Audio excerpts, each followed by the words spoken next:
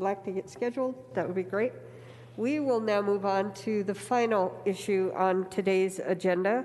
And I just want to first take a moment and thank all of my colleagues for taking the time to bring your issues forward and give this body the ability to look at different issues that some of us wanted to have considered. And again, they'll have further scrutiny, I guess is the best word, in the FinGov committee before they get moved onto the floor. And that body or the members of that committee will then vote on those items to move to the floor as they get scheduled individually. So now I'm going to call on Councilwoman CdeBaca to, I don't know if you want to just like repose the issue that you're bringing forward. What we did last week was we had input from both sides, pro-con, even though it technically was not supposed to be a meeting where we were taking public comment. But because one side was called on, I felt it was important to have the other side represented. And so we really want to focus the majority of today's discussion on members of council asking questions and being able to then determine whether this is one they're ready to move to the next step or not. Thank you, Madam Chair. And the brief overview here is that in the interest of protecting public safety and not encouraging signature gathering, we've taken on a citizen-led ballot initiative to try and have it referred to the ballot to give the voters an opportunity to weigh in on what we do with land when we're lifting a conservation easement. The particular piece of land in question is at the Park Hill Golf Course, which was part of it was the easement was lifted for the I-70 drainage component of it. Then there was a lawsuit, then it was sold. Then the city ended up settling with the developer, and now the part of the settlement is to go forward with an area plan. And so the CPD here with the city of Denver is going forward with the community engagement plan. And we are just simply trying to give the voters an opportunity to weigh in on what happens with an easement that was paid for by the voters and went to the voters in order to get the $2 million to pay for it. And so that's the brief overview, and we'd like to be able to answer any questions. We have the technical experts here, and I think that we can follow up on one question. Can I follow up on the one question from last week? This is a question that you wanted to just put it out there. Okay. So yeah. So a question that came up last week was about if we had any other conservation easements in the city. And so we did a little bit of research, and what we found was that they're typically called different things. They're typically called use restrictions. And so when we looked up use restrictions, there were many, but the conservation easements that we wanted to identify were Commons Park, which is owned by the city and is a designated park. There's technically no conservation easement that applies to that property, but this is what was found and given to us. And then there are conservation easements in place for Heron Pond Natural Area and the Roland Deck Camp Natural Area, but those are not city-owned conservation easements. So for both of those easements, the city granted the conservation easements to Colorado Open Lands in connection with GOCO funding requirements. And so those are the two that we wanted to bring up and address right off the bat. Okay, thank you for that. I see Councilman Herndon and then Councilwoman Black. Thank you, Madam Chair. I don't have questions, I just have comments, so I didn't know if you wanted me to go at the end. If you want to make comments now, I think that's fine. Okay, thank you. And Madam Chair, if I may, I'm going to ask for a little latitude because I have a lot to say. As the District 8 representative who's been interacting and involved with the Park Hill Golf Course for a very long time, I'll ask for that because I do have several points I'd like to address. The first being, and it's not in order of importance, I just thought my colleagues might want to know this.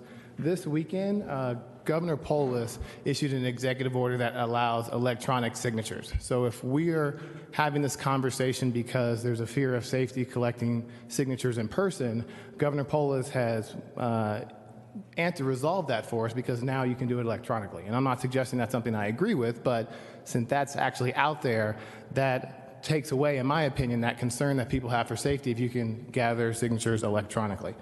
The next point I'd like to talk about is the actual ballot title. So for some background for my colleagues, the ballot question has been rejected 2 times by clerk and recorders for reasons that I want to read to you. This is a letter dated April 16th to Woody Garnsey from the Denver Elections Division. And I'll read the question just so that you know what was written the second time.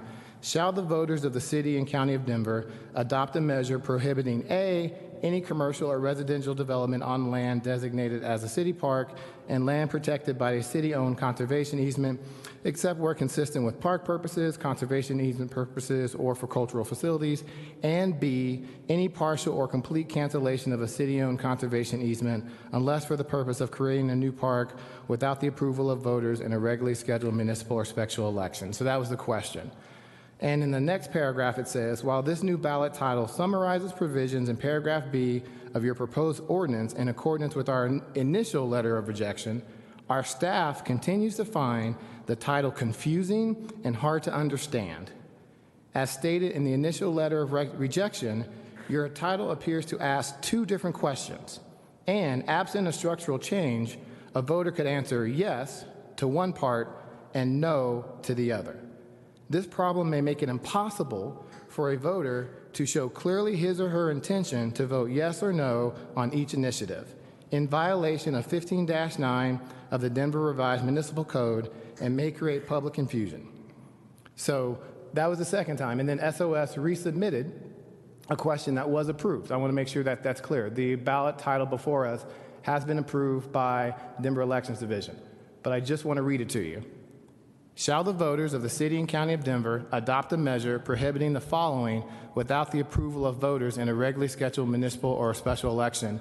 And there are 2 bullets. The first bullet, any commercial or residential development on land designated as a city park and land protected by a city-owned conservation easement, except where consistent with park purposes, conservation easement purposes, and for cultural facilities, and any partial or complete cancellation of a city-owned conservation easement unless for the purposes of creating a new park. I don't know about you all, but that sounds like the exact same question, just formatted differently. Even though the Elections Division, and these are lawyers having conversations, feels that it has met the requirement of not being confusing, I still believe that it is. I still feel that that is 2 questions that are being asked of the voters. So if a voter agrees on one question, part A, yes, and then part no, how do they decide to vote? The exact same concerns that the Denver Election Division had in their second letter to save open space. So that gives me pause about should we move forward with this, because I believe it asks confusing questions. But let's say we set that aside. Here's a real concern that I have. If Save Open Space wants to put together a ballot initiative, they go gather their petitions, that's all they should do. If they want this council to refer it for them, I think there needs to be a level of scrutiny and questions we need to ask. So one question I want to ask is, how does the community feel about this? And when I say community, I'm talking specifically about Northeast Park Hill. Because when I learned that this was coming to the Charter Committee, I made a few phone calls. I reached out to Evelyn Barnes. She's the president of Northeast Park Hill Coalition. She didn't know that this was coming to this Charter Committee. I reached out to James Roy, Executive Director, Park Hill Collective Impact. He didn't know that this was coming. I reached out to Imam and Dr. Ali, Greater Denver Interfaith Alliance, Northeast Islamic Center. They didn't know that this was coming. What community outreach is Save Open Space, and not for their support, but how about a heads up that this is coming? Save Open Space didn't reach out to my office to have a conversation about this. I heard about this through secondhand. And that's just some. I didn't even list all. Hopefully my colleagues saw the email from Lamone Knowles, Northeast Denver, Friends for Northeast Denver. My apologies, Lamone, if I mistook the name of your organization. Another organization that has concerns about this process moving forward. Where is the outreach? How does Northeast Park Hill feel about this? They will be the ones that will be most impacted by any changes. They should have a voice. And I find it interesting that Save Open Space didn't reach out to any of them.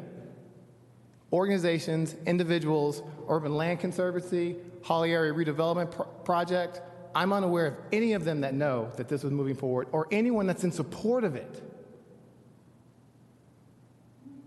Last question, last comment. Equality is not equity.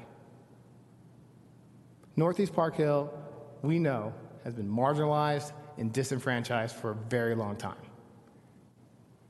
This is an opportunity for them to decide what happens to that golf course. And if Northeast Park Hill says, you know what, let's move forward with 155 acres of open space, then so be it. But for them to have to ask the residents of Wash Park, Lowry, Country Club, hey, is it okay if we do this in our neighborhood? There is nowhere else that has to be done. This isn't a rezoning. Yes, people say a small area plan can move forward. Yes, it can. And then we have to turn around and ask permission for that to move forward. Please let me know where that is required somewhere else. Save Open Space, you have every right to get this question approved and go get the signatures. But for me to say this should move forward for the voters, respectfully, you have a whole lot of more work that you need to do. And the first thing I would suggest is actually reach out to the people who will be greatest impacted by that, and I don't believe they've done any of that. So this is not something I feel I can move forward. Thank you, Madam Chair. Thank you. The next speaker that we have, Councilwoman Black, you have some questions or comments? Yes, I have a few questions, but I wanted to follow up on Councilman Herndon's remarks. We all spend a lot of time talking about engaging community members about what's happening in their own community. In fact, last week, a rezoning was voted down, and one of the reasons given was that the developer did not engage with the community. So I agree with Councilman Herndon that it seems contrary to the values that we are pursuing, that we would not engage with the people who live in the community to talk about what they would like to see in their community. I am a huge proponent of parks. In fact, I co-founded a new organization called the Denver Park Trust that's raising money to enhance parks and to raise money for new parks. I'm passionate about parks. I'd love to see a park there for sure, but I don't live there, and I think the people who live there, we should hear what they would like to see. But my questions are, when this committee had this ballot measure and we're getting signatures, it was not a charter change, and now it is a charter change. So can someone please let me know why it went from an ordinance to an amendment to our charter?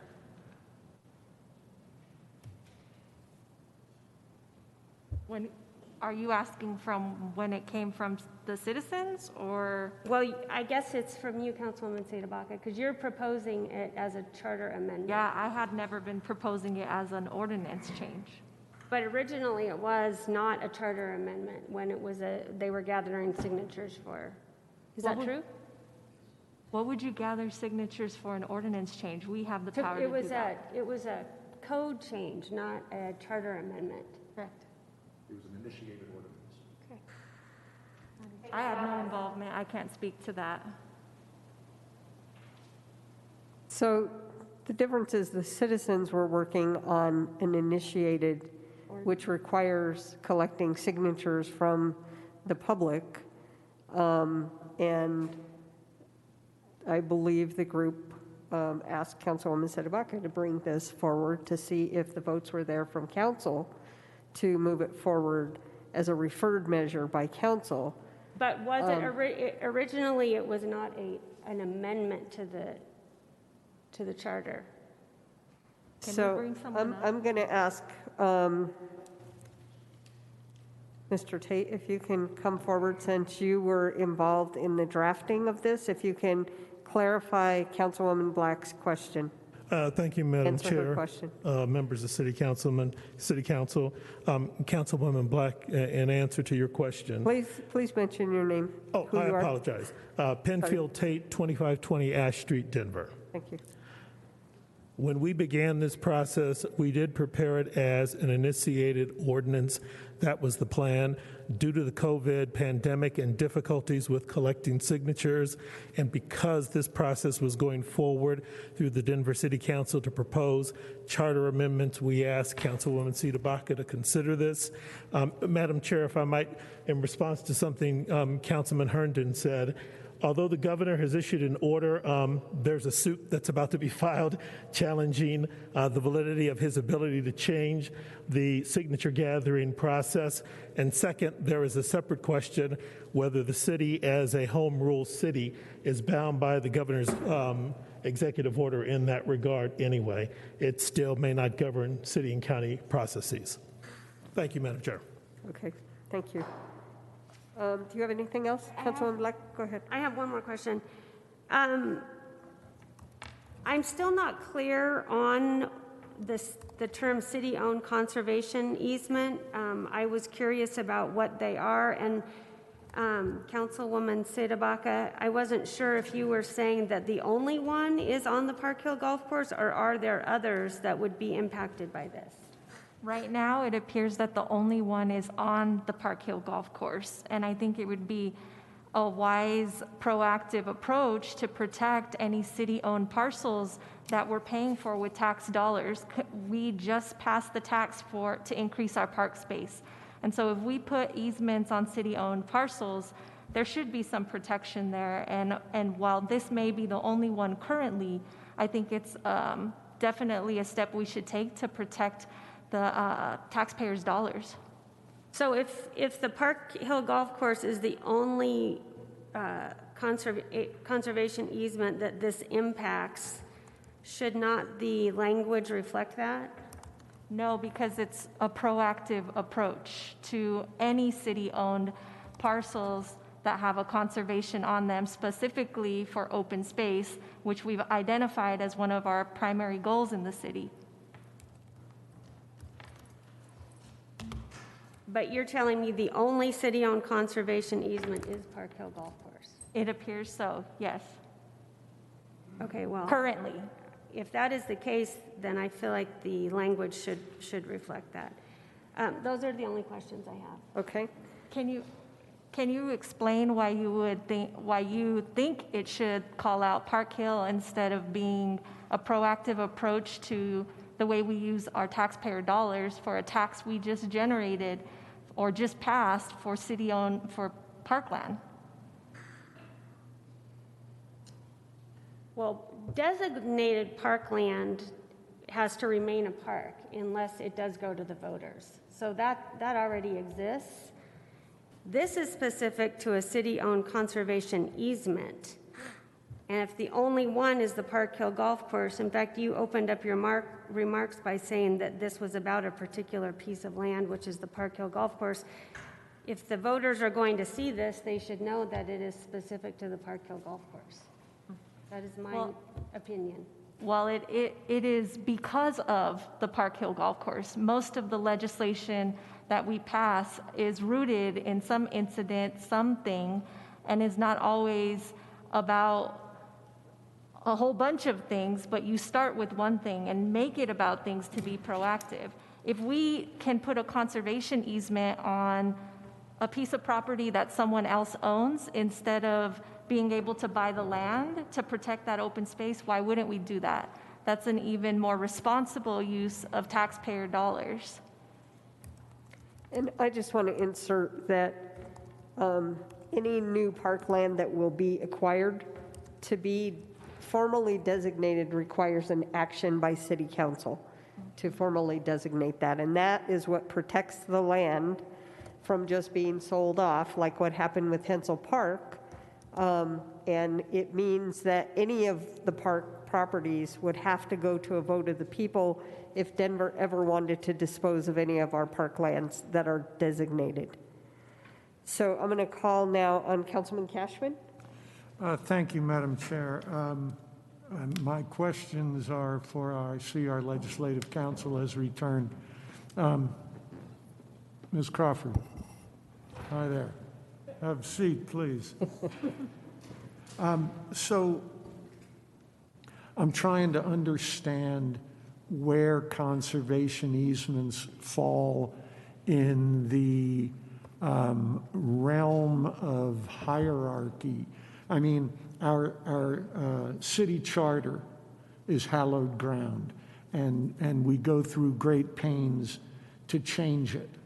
Our municipal code, hallowed ground in its own right, but easier to change, okay?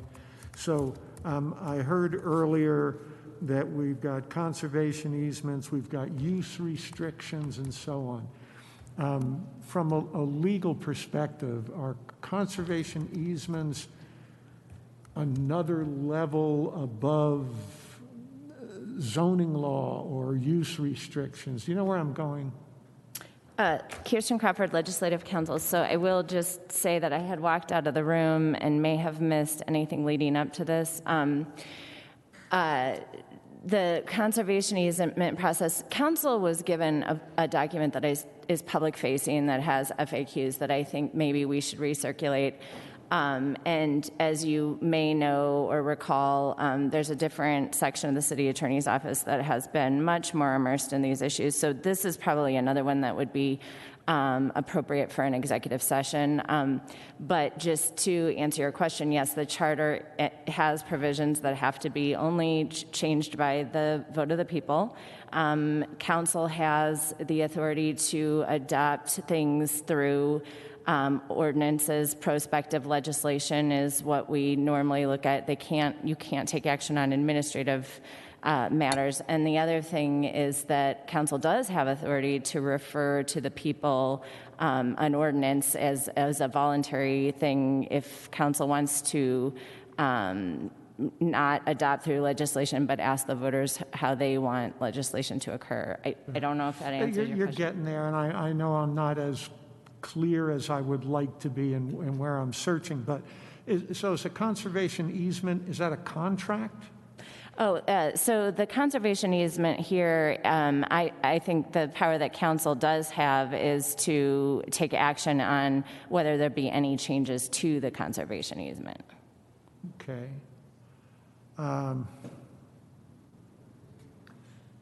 Do we have any kind of precedence for a piece of, and I'll just use the word legislation for lack of a better word, such as a conservation easement being placed into the charter for public approval? There's no. And I do think the point to be made there is legislation is something that generally is prospective in nature as opposed to applying to one particular piece of property. But I would also suggest that this is a complicated issue. I really believe that it would be more suited to a full-blown discussion with the attorneys who have been immersed in the subject. I appreciate that. Thank you. What you've given me is helpful in its own right. So where I'm coming from is, I mean, I have said from the beginning, I would like this to, I mean, if I'm king of the world, the city would have bought it. And, you know, we'd make it a park for now and hold on to the land because it's a rare opportunity for a landlocked city to get such a large chunk of land, and who knows what the heck we're going to need 150 acres for down the road, okay? And I've also said that if there were a broad-based community process, I could probably, and this is not a vote that I'm declaring, I'm just telling you what I've said before, I could probably look at 10% of that land for development. You know, that's 15 acres. You can put a whole heck of a lot on 15 acres. But I know that's not what we're talking about tonight, so I just wanted to put that out. And what I'm searching for is trying to really get an understanding of what the appropriate level of government is to be making this decision.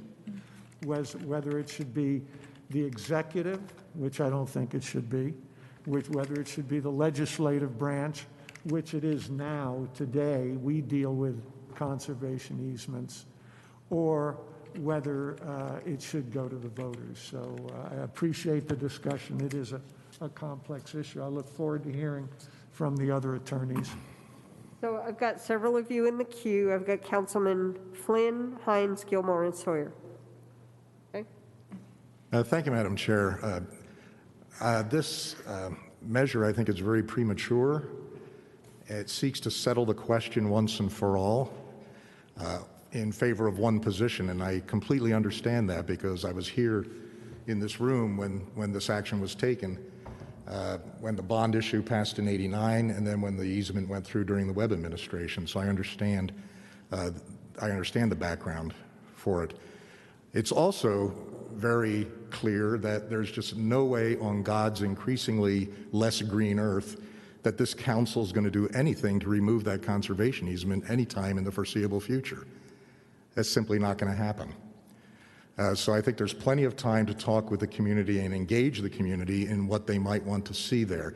I know if I saw a citywide vote on 155 acres that's only a mile up the road from one of the city's premier parks anyway, I'd love to carve it up and maybe transport 20 acres here and there, including into my district, into District 11, into District 3, where we are seriously underparked and have very little open space per 1,000 residents, et cetera. But I can't do that, obviously. I don't think we should set a precedent of putting citizen initiatives on the ballot for them, especially when it's has so many unanswered questions to it. For instance, Save Open Space has claimed, and they may be right, that the recent state statute amendment on preservation of conservation easements, if they're correct, then this amendment would be pointless because not even the voters of Denver could remove a conservation easement. It would be in perpetuity. It would take a court ruling. It wouldn't take a vote of the people. That they would be powerless to do anything with it, even to develop 15 acres for a supermarket and other uses. This initiative is all about preventing any development of the Park Hill Golf Course. It should state that, as Councilwoman Black said, and not create the unintended consequence by throwing a blanket over things that have yet to be identified. We don't know what the other conservation easements might be. We know of some that we have given to others, but we don't know if we own any others because that takes more intensive title searching. That has not been done yet. One thing I find curious about this was in the citizen initiative wording when it was an ordinance, and it's been carried forward here, is that it opens the door, unintentionally I'm sure, to allowing residential and commercial construction in parks. Right now the charter prohibits that, but the very beginning of section of this initiative, of this proposal, says that residential and commercial construction or development in designated parks can only be done after a vote of the people. Well, right now it can't be done at all, even with a vote of the people. So I'd like, if this does go forward, I'd like to see that taken out. I don't want to open the door to that at all. That's one of the unintended consequences of the wording. The conservation easement very clearly requires that the Park Hill land be used for a regulation 18-hole golf course and no other use, no other recreational use that would prevent it from being used as a regulation 18-hole golf course. Under this conservation easement then, and then this measure, this would never be open to the general public without paying a fee and carrying your golf clubs. It allows only for accessory uses to golf that do not interfere with the layout of an 18-hole golf course. And if there's any other non-golf recreational purpose, it can only be done on whatever marginal parcels of land would permit that without interfering with an 18-hole golf course. I do want to point out that the current owner may be in violation of the conservation agreement because it requires them to, blah, blah, blah, where the heck is it? It requires them to, the golf course shall be maintained, managed, maintained, and operated by the grantor, which is the developer in this case, consistent with such generally accepted standards as are applied by other regulation length 18-hole daily fee public golf courses in the Denver area. Right now, you can't go out there and play golf on it, and I doubt when our drainage project is done whether the golf course will be promptly restored to an 18-hole golf course anyway. So right now, I believe they're in violation of the agreement the way it stands. And as a reminder, I am one of the folks up here on this dais that voted against both the wastewater fee that funded Platte to Park Hill project and against the land acquisition ordinance that allowed us to carve up part of this property in the first place. I don't know that we'd be here in this position if that weren't the case. Finally, any change from a golf course to any other recreational use would require a citywide vote. To echo Councilman Herndon, I don't know that my voters in Harvey Park really desire to have a vote on whether the Park Hill Golf Course could be used for playgrounds or tennis courts or other non-golf uses. That should be up to the community and the voters or the residents in Park Hill. This amendment effectively precludes discussion of any other recreational use because it locks in to requiring a citywide vote for anything other than a golf course. Forget a supermarket or housing or anything else. It has to be a golf course. So this leads to only one outcome, and that is the city has to purchase it. And it can be used only for a dedicated city park under the wording of this initiative. So I think it's premature, and the wording would have to be substantially reconstructed to get my support for it. Thank you. All right, thank you, Councilman Flynn. I'm going to go to Councilman Hynes. Thank you, Madam Chair. I, too, this has been a vigorously debated topic, so I, too, have several comments. But regarding electronic signatures, since Councilman Herndon still has it up, in addition to the order that was initiated on Saturday, there still has to be a rulemaking process in addition to whatever legal challenges might occur according to Senator Tate. So I don't know if that's immediate, but I don't know. And I would frame most of my comments on I don't know, and that's really concerning to me that that there are a lot of questions that I have. Like, for example, the first question that I have is, unlike what Councilman Flynn has said, I'm still having trouble understanding whether the conservation easement protects golf and golf-related activities. That's what one side says, and then the other side says that that's not the case, that it's open space, and so I'm not an attorney, so I'm not able to really wrestle with that. I wonder if the courts will ultimately have to figure that out. I don't know. But again, that's I'm going to say I don't know a few times in this. I would say to Councilmember Black's comment, if this is, I think there is something to be said about, is this really an initiative about one parcel in the city? And if so, in the case of transparency, then we should be talking about that one parcel. To Councilmember CdeBaca's alternate point, we now take off our shoes in airports all over the United States because of one incident. So if that's really what Councilmember CdeBaca is trying to say, then that we're learning about protecting the entire city because of one issue, then that's fine. But I want to make sure that we're transparent about what we're sending to the voters. Community desires, I'm having troubles with that too, or understanding what the community needs, because on one side, there was a highly scientific community survey that was conducted in 2019 that says 77% in favor of preservation. On the other side, Councilmember Herndon, this is his district, is saying that the people that he trusts about input from the community were not engaged at all. So again, I don't know. There is also established support, like the Democratic Party of Denver, INC, the Parks and Rec Advisory Board, which recently just came out and said, in fact, Councilmember Kashmann is right, that the city should just buy the entire parcel, and and then decide what to do with it at a different time. That's not what's under consideration today, but I'm intrigued by that too. I don't know what we can or can't do. So the purchase price, some people say that the fix was in and that it was bought in a way that was out of bounds with market forces. I don't know what to say about that either. I'm not sure how one company would be able to buy something that's out of, that is out of sync with the market. Let's see, equity. This is outside Denver's inverted L. And so this is an area that has been underserved. And so, residents of my district would be interested in we want to make sure that there is equity, that there is this at least softening of the inverted L, if not total abolishment of it.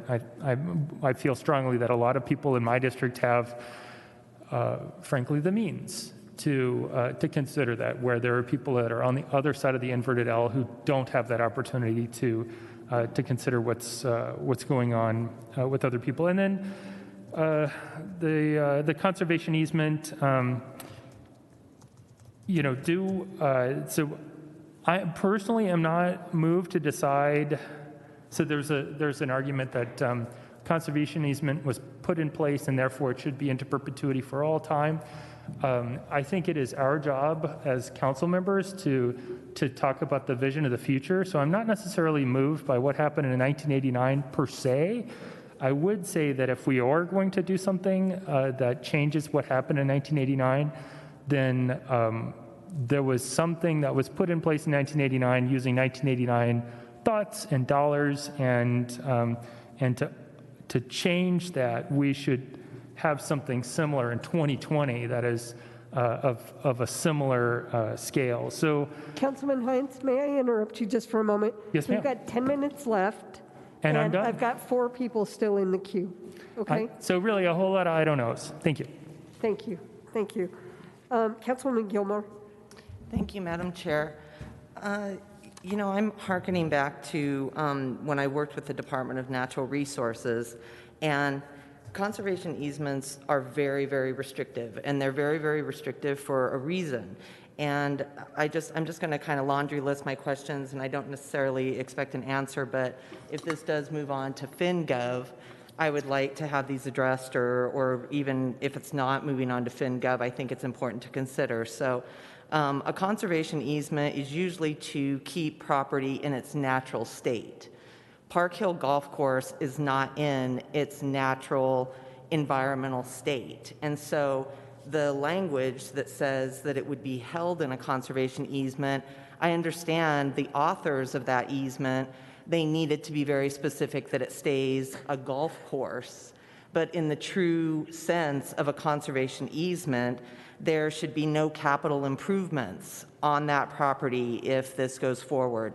There should be no buildings built. There should be no shelters built. There should maybe not even be restroom accommodations built, because truly a conservation easement is to protect the land. It's a land trust.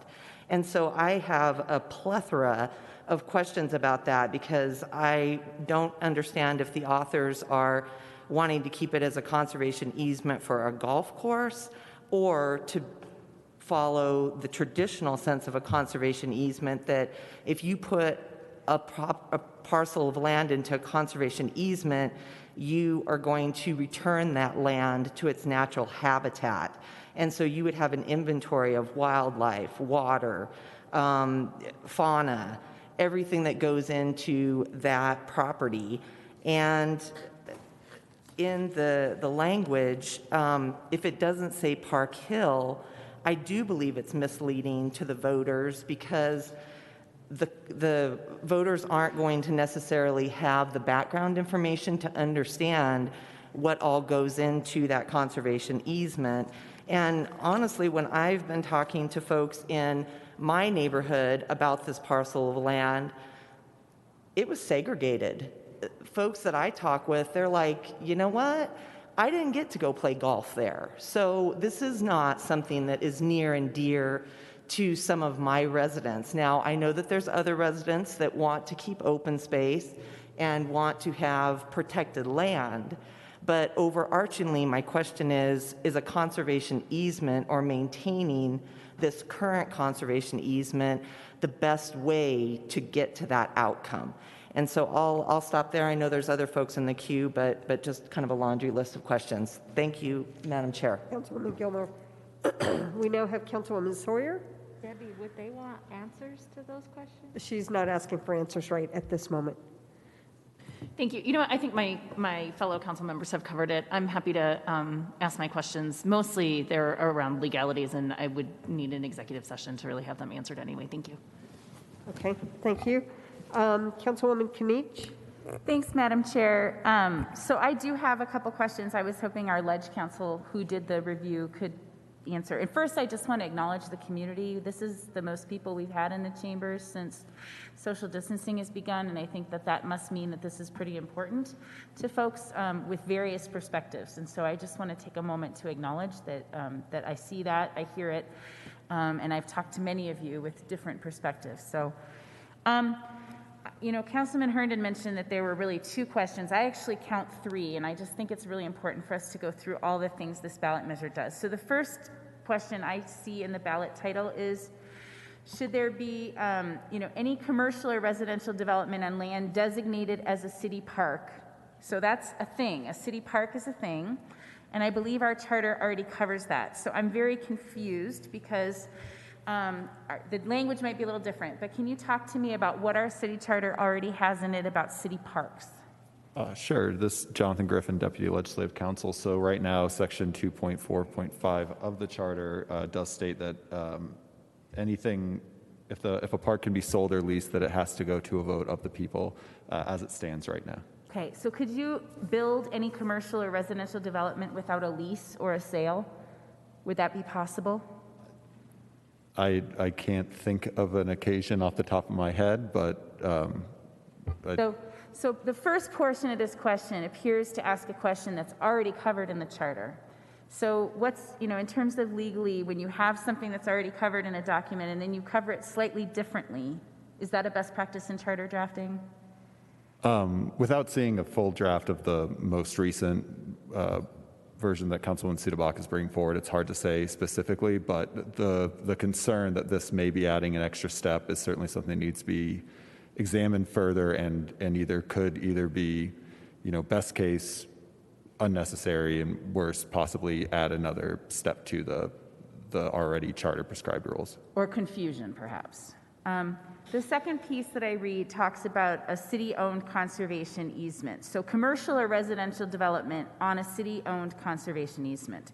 So by definition, is commercial or residential development allowed in city on conservation easements? Generally speaking, would that be a typical thing you would see in a conservation easement, that would be allowed?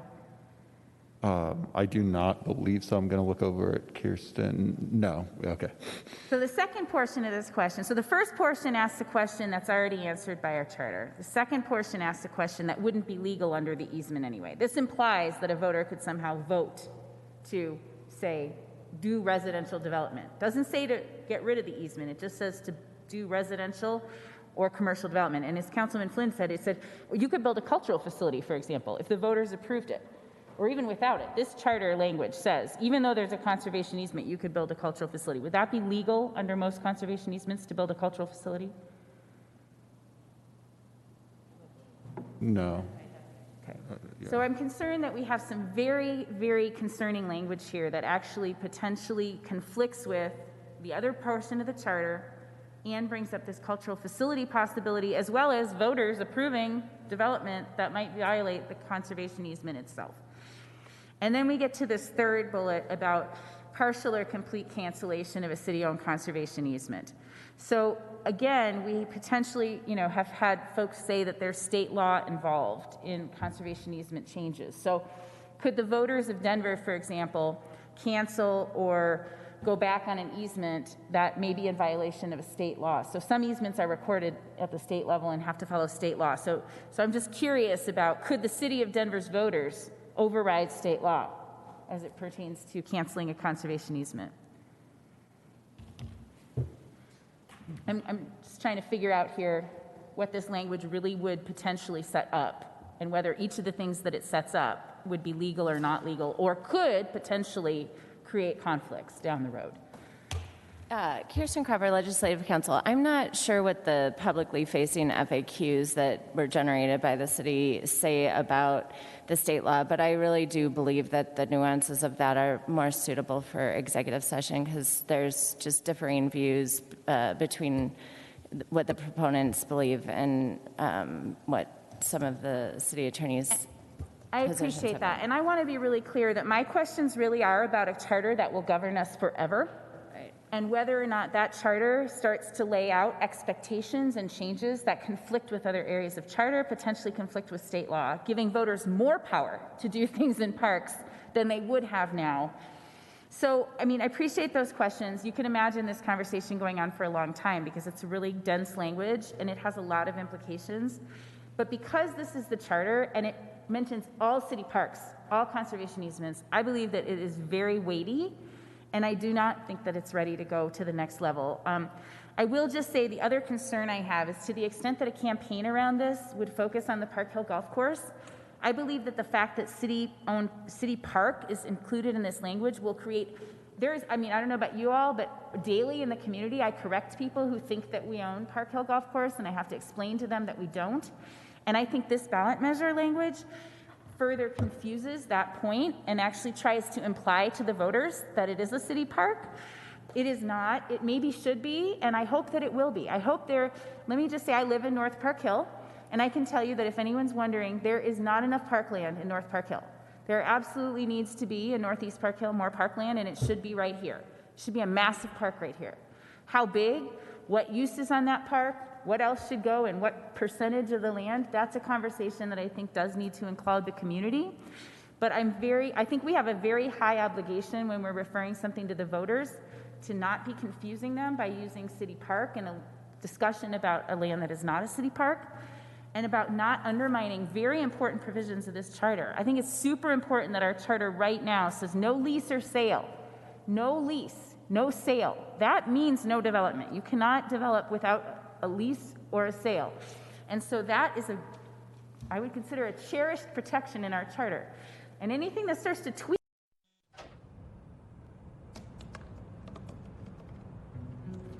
Me dijeron que no debía soñar. Me llamaron pedazo de basura y juraron que eso es todo lo que llegaría. There may be other language. That may be a question about should there be a plan developed for city, for Park Hill Golf Course. Maybe if that's the question, we should ask that question. Or, should there be, some more legal analysis of the conservation easement? But I think that this is not the set of questions that I think really transparently will tell our community what we're talking about. And we know that most voters in their box literally read the language in front of them. That's what they have. And if that language is confusing and unclear and they've gotten impressions from that language that are not accurate, that's not our best referral of a charter language. So I believe this is not quite a fit for the conversation, and I believe it carries some risks that I'm not willing to take with our parks. Thank you. So I want to take a pause for just 1 second. We are at 4:30. I'm trying to get a read from our council president. If we go over, are we okay for being able to set up for Channel 8? And I have not gotten a response back. Does anybody else on staff know the answer to that question? If we take another 5-10 minutes just to let council figure out what they want to do with this. I think it'll take just a couple more minutes. Madam Chair? Yes. I know when we were dealing with tech services before, they said they needed an hour when there was a virtual issue. Because we're not virtual this time, that requires less time. So I'm sure they would be okay for you to allow us to go a little over and finish that. I just want to be able to, we've got the green light. Okay. I don't want us to drag this on, but I want to give everybody the opportunity to finish their comments. And we've got one more who is in the queue. And then we're going to take a pulse of where council wants to go with this. So, Councilwoman Kniech, were you done? Yes, thank you. Okay. Councilwoman CdeBaca. Thank you, Madam Chair. And I fully appreciate all of the comments around the language, and I think that much like our other initiatives that we're moving forward to Finance Committee, I think that giving it a chance to move forward today would allow us to address some of those language issues in it, because I do still think that the core intent to protect open space is still shared across the board. I wanted to address a few things that have come up just since this is the closeout. I don't think that we're understanding this situation, how it happened. The city wanted to buy this piece of land, and their exploration of the purchase is what triggered the lawsuit. And the lawsuit, when they were trying to investigate to buy this piece of land for $20 million, the golf course sued the city because they believed they had the first right of refusal to buy it, not the city jumping in. And so I think it's important to keep that in mind. I also want it to be known that, when we talk about why this should go to the voters, I think it has to match the way that it was created. So if the voters voted to make the conservation easement possible and happen, why wouldn't we match the way that it was created to lifting it? I also would like to put an analogy out there, because we've talked a lot about most other conservation easements, but we also recognize that this is the only conservation easement. When we look at what this is, a conservation easement, I think could be compared to our deed restrictions on affordable housing. We don't develop the housing, we don't own the land always, we work with the developer, we make an investment in the developer's project, and in return, the developer agrees to give us a use restriction, a deed restriction, which is the same situation. We didn't buy the golf course, but we invested in this conservation easement for a use restriction. And so there are some parallels. If we couldn't buy the land, why would we sacrifice our right to protecting the land as open space? Similar to an investment in affordable housing.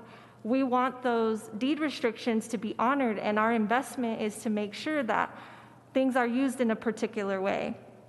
I wanted to speak to the council not taking action today. I think that when we talk about, Councilman Flynn mentioned that we shouldn't be pushing this to the voters, that why would we put something that the citizens wanted on the ballot? I think it's a gross misunderstanding of our role as representatives of the community. In a pandemic, when we know the challenges, when we know the potential holdups in the courts for a citizen-led ballot initiative, I think that we have a duty to give the voters an opportunity to vote. To not trust them to vote, I think, is problematic when we've been elected to represent them, no matter what that looks like, if that's creating ordinance or if that's getting them a ballot initiative to vote on. I think those are the two reasons they put us in these seats, to look out for their interests and to give them an opportunity to have a say about what happens in the city and what happens with their taxpayer dollars, especially since only a couple of years ago, 2A passed with over 60% of the vote to expand and protect our open space. And then just to speak to the lack of community support or engagement, with all due respect, Councilman Herndon, of the 3 people you mentioned that didn't have notice, 2 of them live in my district. And so there are people who knew about this.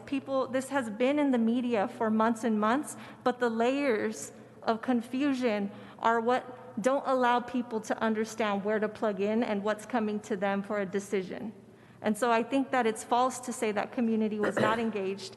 You have an entire group of people who are community members who have put this issue forward as a citizen-led ballot initiative before pulling it.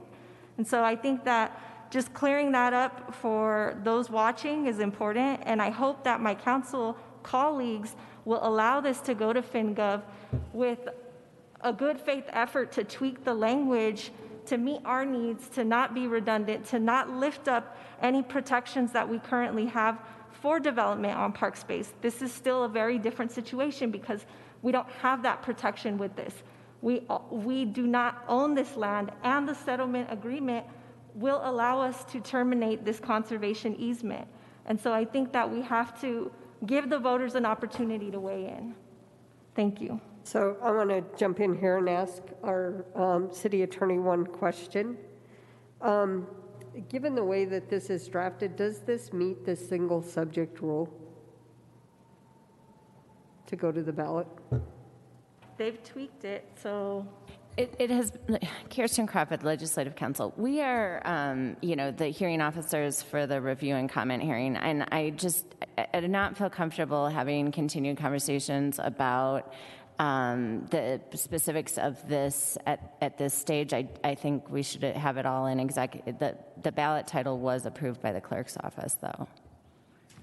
But were we part of weighing in on that language? I know there's been different iterations of it, but.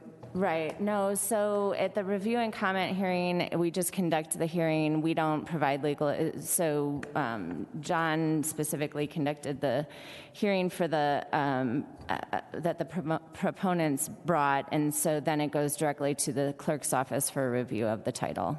Okay. And then I just wanted to clarify that on this particular easement, the voters did not vote on the easement. The bond.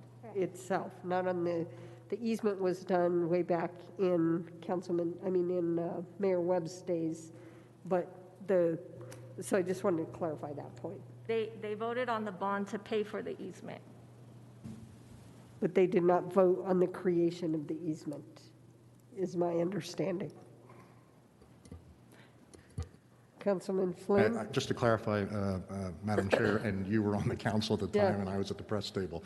The bond issue allocated $2 million for the purchase of the golf course, to be put toward the purchase of the golf course. And when the appraisals were done, it was determined that that had a market value of $8 million as developable property, open space, and $6 million if there were a conservation easement on it. And that's what allowed Clayton to accept the city's $2 million as the difference to acquire the easement, to grant the city the easement. And I think you all know that we've got $10 million in the project that Parks and Rec had committed as part of the plat to Park Hill that was supposed to restore it back to a golf course. Plus $6 million from the settlement that the city paid. Councilman Herndon? Yes, Madam Chair. Just a couple. The city was not sued in a lawsuit. I think if we put the information out, that should be correct. The golf course operator sued Clayton, did not sue the city for that. So I want to make sure that that information was accurate. And I wanted to also, I had two additional things. Penn, I wanted to wish you a happy early birthday. And the executive director of the Park Hill Collective Impact, who may not live in my district, but he works there and he works to serve the people of Northeast Park Hill, penned a letter to council dated April 1st, and I won't read it all, but the part that I think is pressing right now, as you know, Save Open Space launched a campaign to maintain the golf course 100%. More recently, the group is seeking to stop the planning process through a ballot initiative for the city. We disagree on that, so be it, but I think this is important. I personally respect the opinions and work of SOS. However, I think that their efforts are undermining the voices of those that live closest to the property, the Northeast Park Hill, Clayton, and Elyria Swansea. I failed to read that earlier, and I thank you, Madam Chair, for the opportunity to read that. Thank you. All right, I think we're ready to take a pulse of council on this particular issue, on whether or not we have enough information and whether we have the thumbs up, the green light to go forward. So those of you who think that this should move to the FinGov committee, please let me know by a show of your hands. Okay. 1, 2, 3, 4, 5, 6. Okay, I see 6 members of council. And then the rest of you are a thumbs down. Is that right? 1, 2, 3, 4, 5. So we've been doing things by majority of people who are part of the committee. And the members of this committee have ebbed and flowed, but it's based on issues that are brought before us. So at this point in time, it looks like there were enough votes to move it on to FinGov. and FinGov may want, the chair of that committee may want additional information.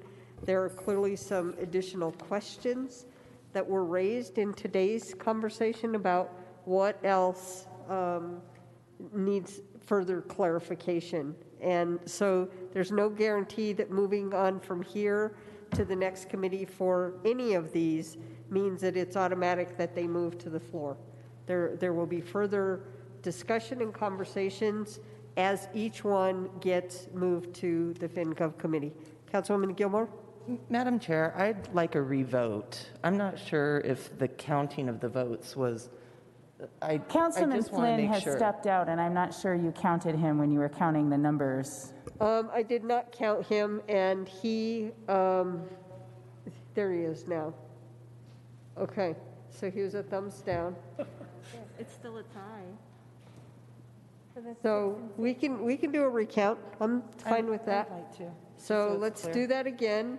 Those who are okay moving it on to the next step, meaning that all these questions still have to be answered. Doesn't mean they've all been addressed. And again, that's with all of these issues. So we've got 1, 2, 3, 4, 5, 6. Okay, so we've got 6, and then Councilman Flynn was a no. 1, 2, 3, 4, 5. Okay. Thank you. So, thank you. All right. This is the final committee of the charter review. Want to thank all of my colleagues for their willingness to bring their issues forward, and for those who just participated in giving input. Thank the community for coming out, and just look for this to go through the next step. Thank you so much. That concludes this agenda today.